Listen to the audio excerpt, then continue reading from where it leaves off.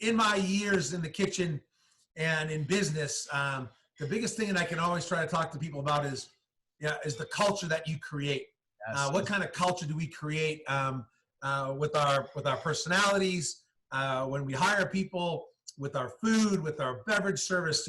This is who we are. So we try to create a culture of learning, caring, and respect.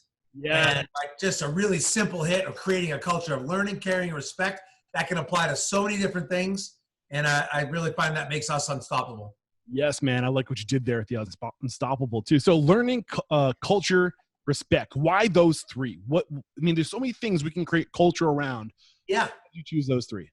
I think in the restaurant business, the food and beverage industry, at least the things that I've seen in my years in here, if we're always learning, if that quest for knowledge is there, and we're always looking, I'm having to do this for close to 30 years now.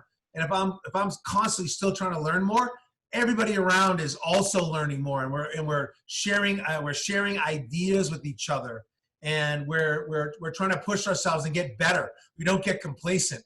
So learning is a huge key for me. And that caring part is a way, caring is something to me that means a lot, because when I came up, we weren't very cared for very well. It's just like you got whipped. Yeah, 16-hour days. You got paid for 8. You came in on your day off. If your mise en place wasn't perfect, you got kicked out of the kitchen. You didn't get to eat if you didn't do good. It wasn't very caring. These days, you really want to kind of create that caring environment, because if you're learning, you want to create a place where people feel that they can share their ideas. And if they share their ideas, and if we care enough about each other, even if it's not necessarily the best idea, we let them down in a way with a little bit of care to that. And it also helps us retain great employees, because you can't do it all by yourself. No matter how great of a chef you are, or how great anyone thinks they are, you can never do it alone.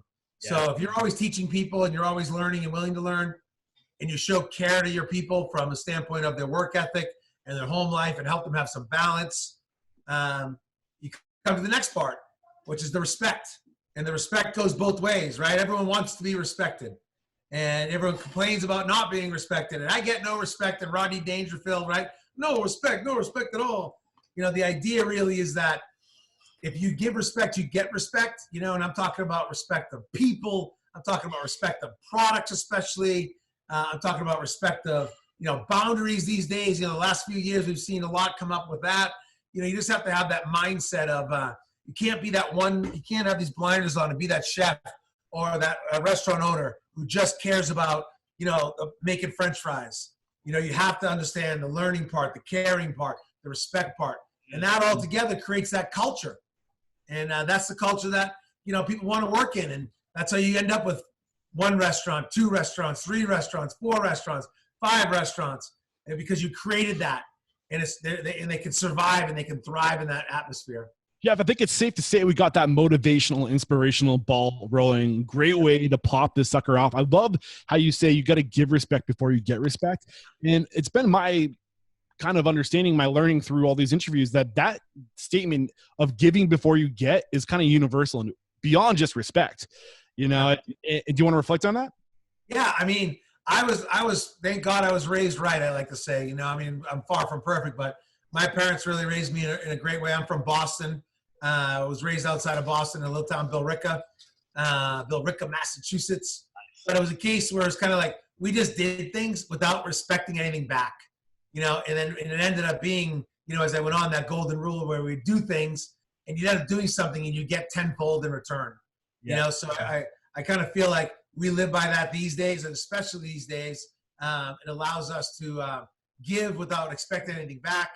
And then we're pleasantly surprised how good it feels when you just give with no expectation. If you enjoyed this video, please tap that heart. And if you know somebody who would enjoy it, please tag them below. And don't forget, the full length video is in the link in the bio.